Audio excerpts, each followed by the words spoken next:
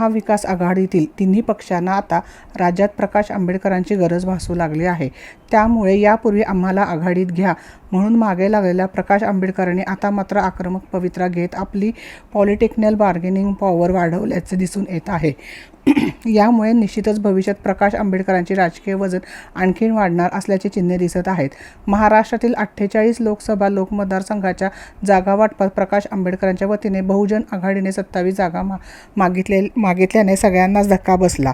पण सध्या आंबेडकरांना दुखावण्याची ही वेळ नाही हे लक्षात घेता यावर ठाकरे गटाचे आक्रमक आणि फायर ब्रँडचे नेते संजय राऊत नरमाईंची भूमिका घेत दिसत आहेत।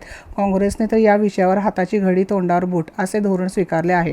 राष्ट्रवादी काँग्रेस शरदचंद्र पवार पक्ष यांच्याकडे सध्या तटस्थपणे पाहत आहेत। आधी उद्धव ठाकरे यांच्या शिवसेनेची स्वतंत्रपणे युती करत प्रकाश आंबेडकरांच्या वंचितने महाविकास आघाडीतील काँग्रेस आणि राष्ट्रवादी या दोन्ही पक्षाची कोंडी केली होती। नंतर आम्हालाही महाविकास आघाडी आणि देश पातळीवरची इंडिया आघाडी घ्या अशी मागणी लावून धरली। पण भाजपच्या राज्यात रोखायचे असेल तर वंचिताला स्वीकारण्याशिवाय पर्याय नाही हे लक्षात आल्यावर ज्या अशोक चव्हाण आणि त्यांच्या तत्कालीन काँग्रेसच्या नेत्यांना विरोध होता त्यांनीच दिल्ली दरबारी प्रकाश आंबेडकरांचे महत्त्व पटवून देत त्यांना सोबत घेण्यासाठी हिरवा कंदील मिळवला।